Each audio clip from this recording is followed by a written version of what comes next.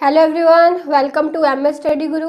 आज की इस वीडियो में मैं आपको ये बताऊंगी कि आपको अपनी यूजीसी नेट 2022 की प्रिपरेशन कैसे स्टार्ट करनी है।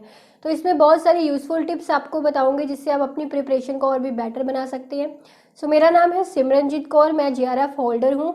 99.93 परसेंटाइल के साथ मैंने अपना यूजीसी नेट का एग्ज़ाम क्लियर किया है। आज की ये वीडियो आपके लिए बहुत हेल्पफुल रहने वाली है। पूरी वीडियो को एंड तक देखिएगा और अगर आप चैनल पे न्यू आए हैं तो जल्दी से इसे सब्सक्राइब कर लीजिएगा। चलते हैं पहली चीज़ की तरफ, जो आपके लिए बहुत इंपॉर्टेंट है। जब भी आप अपनी यूजीसी नेट की तैयारी स्टार्ट करते हैं तो एक चीज़ याद रखिएगा, कभी भी ऐसा मत हो कि आप इजी यूनिट्स को भूल जाएं। ये सोचें कि ये तो इजी है, ये तो हम कर लेंगे, और उनको स्किप करके आप डिफ़िकल्ट की तरफ भागने लगे। इजी पोर्शन को कभी भी स्किप मत कीजिए प्लीज़, बिकॉज सारा एग्ज़ाम आपको डिफ़िकल्ट में से नहीं आता। ठीक है, एग्ज़ाम में इजी क्वेश्चंस भी आते हैं, डिफ़िकल्ट भी आते हैं। इजी क्वेश्चंस में अगर आप ओवर कॉन्फिडेंट हो जाएंगे, इजी यूनिट्स में अगर आप ओवर कॉन्फिडेंट हो जाएंगे तो हो सकता है एग्ज़ाम में इजी चीज़ें ही गलत कराएं। डिफ़िकल्ट क्वेश्चंस गलत करके आएंगे तो ठीक है, चल जाएगा, लेकिन अगर आप इजी क्वेश्चंस ही गलत कराएंगे एग्ज़ाम में तो दूसरा चांस नहीं मिलेगा। बिकॉज अगर आप इजी क्वेश्चंस गलत कराएं तो आप तो कंपटीशन से ही आउट है। ठीक है, एग्ज़ाम के टाइम पर क्या होता है, जब हम एग्ज़ाम दे रहे होते हैं, जब कोई इजी क्वेश्चन हमारे सामने आता है तो हम सोचते हैं कि ये टॉपिक तो 10 बार पढ़ चुके हैं, इतना इजी क्वेश्चन तो ठीक से पढ़ते भी नहीं है तो उसका आंसर दे देते हैं, गलत कर देते हैं।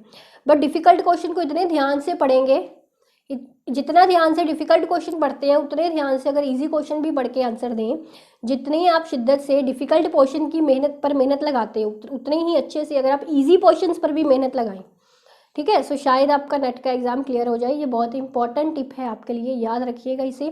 जो यूनिट्स आपको इजी लगते हैं या जो पोर्शन इजी है उसको स्किप मत कीजिए, उसे और अच्छे से कीजिए। ठीक है, क्योंकि कम से कम आपकी उसमें कोई गलती ना हो जो चीज़ ईजी है। ये पहली चीज़ थी जो आपके लिए बहुत इंपॉर्टेंट थी।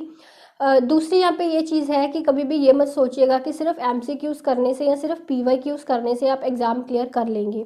ऐसा ना तो कभी हुआ है और ना ही कभी होगा। सिर्फ एमसीक्यूज़ या पीवाईक्यूज़ करने से एग्ज़ाम क्लियर नहीं होगा। आपको कंसेप्ट समझने पड़ेंगे, डिटेल्ड कंसेप्ट समझने पड़ेंगे, चाहे वो पेपर 1 है चाहे वो पेपर 2 है। ठीक है, जितनी देर आपको कंप्लीट डिटेल्ड कंसेप्ट्स नहीं समझ में आते उतनी देर पीवाईक्यूज़ एमसीक्यूज़ से नहीं कुछ होगा। पीवाईक्यूज़ बहुत ज़रूरी हैं, they are very mandatory, but only PYQs is not your requirement. ठीक है, दोनों चीज़ें आपको करनी है, दोनों चीज़ों का तालमेल बना के आपको एग्ज़ाम की प्रिपरेशन करनी है। तीसरी चीज़ जो गलती आप लोग करते हैं, हर कोई हमेशा आपको बोलता होगा just stick to your syllabus, है ना, बट मैं ये कहूँगी don't stick to your syllabus. अपने सिलेबस से मत स्टिक कीजिए। क्यों? क्योंकि देखिए, आपके एग्ज़ाम में बहुत सारे ऐसे क्वेश्चंस आते हैं जो आपके सिलेबस में होते ही नहीं, और बहुत सारे ऐसे क्वेश्चंस भी आते हैं जो आपके सिलेबस में हैं बट एग्ज़ाम में आते ही नहीं, सॉरी। ठीक है, ये चीज़ आपको देखनी है कि एग्जामिनर जो है वो क्या पूछ रहा है एग्ज़ाम में आपको पिछले सालों में। ये चीज़ आपको एनालिसिस करनी है कि बहुत सारे ऐसे टॉपिक्स होते हैं जो आपके सिलेबस में डायरेक्टली मेंशन नहीं है लेकिन फिर भी उनसे हर बार क्वेश्चन आते हैं। ठीक है, ये चीज़ एनालिसिस करने के लिए आप पीवाईक्यूज़ भी एनालिसिस कर सकते हैं, या फिर अगर आप मुझसे पढ़ते हैं तो मैं तो ये चीज़ें आपको बताती ही रहती हूँ, है ना। क्या करना है क्या नहीं करना सिलेबस में आपको, ये चीज़ें। ये चीज़ थोड़ा सा इसको ध्यान में रखिएगा कि पूरा आपको सिलेबस से नहीं जुड़ जाना, थोड़ा ये भी देखना है कि एग्जामिनर क्या पूछ रहा है आपको। ये चीज़ है। ये टिप्स जो है ये आपके लिए बहुत ही हेल्पफुल रहेंगी अगर आप नेट की प्रिपरेशन कर रहे हैं या करनी स्टार्ट कर रहे हैं।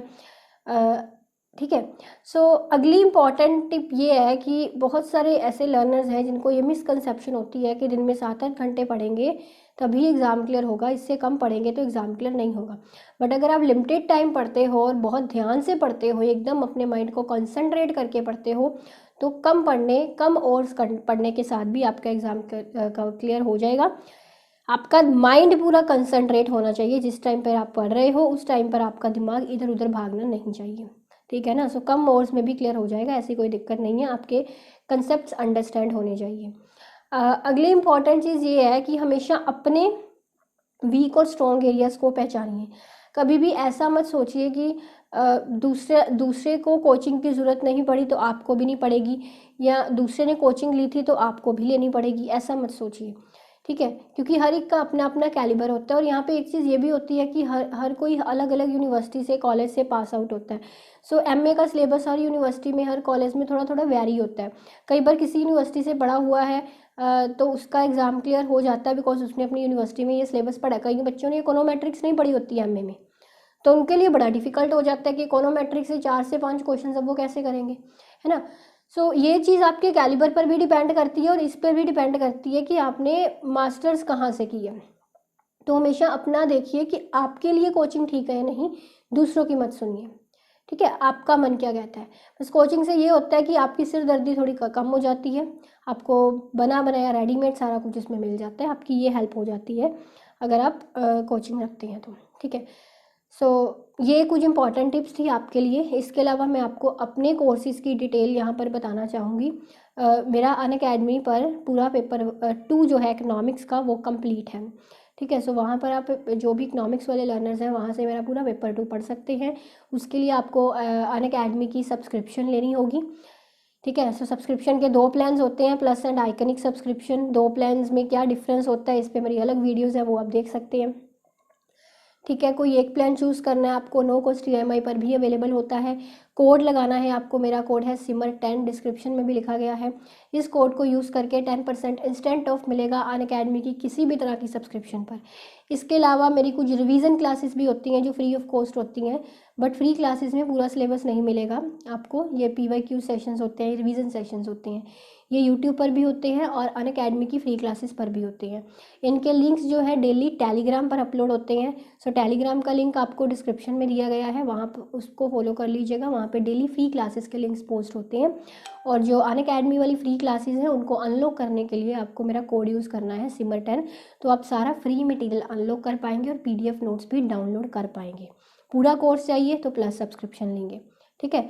सो इसके अलावा मेरी UGC नेट इकोनॉमिक्स की बुक भी है, बुक का लिंक भी आपको डिस्क्रिप्शन में दिया गया है, वहाँ पर जाके आप डायरेक्टली मेरी बुक भी खरीद सकते हैं अमेज़ोन से, ठीक है। सो ये है मेरी बुक, दिस इज़, ये आप देख रहे हैं, ठीक है। सो ये 2nd एडिशन वाली खरीदिएगा। तो यही था आज की वीडियो में आपके लिए डिटेल। सो होपफुली आपको वीडियो अच्छी लगी होगी, अच्छी जानकारी मिली होगी। Thank you very much for watching, take care.